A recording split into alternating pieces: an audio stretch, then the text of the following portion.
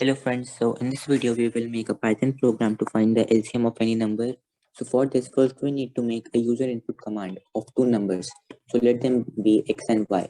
So x is equal to integer input, enter first number, and then we have to close all the brackets, and then we will make it the same way for y. But here we need to change the variable to y and write here second number, and then we need to find out that which number is greater. So for this, if x is greater than y, then y will be, then x will be the greater number. Otherwise, the greater number will be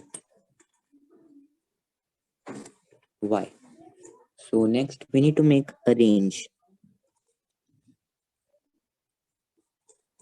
While greater in range 1 comma z. Now we haven't made any variable z yet, so let us quickly make it.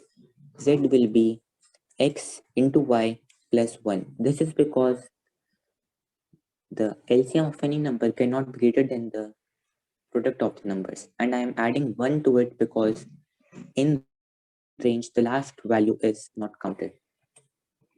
And then we need to make it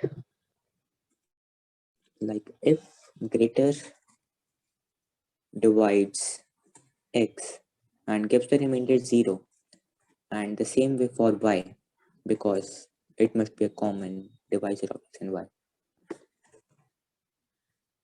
Then we need to change the value of LCM to greater and print LCM, and then we need to break the loop. If we don't break the loop, then it will turn into an infinite loop. And if this does not occur, then we need to increment the value of greater by 1. This is a command which means greater is equal to greater plus 1. So let's quickly save it. We can save it by any name. So our program is ready. And let's test it.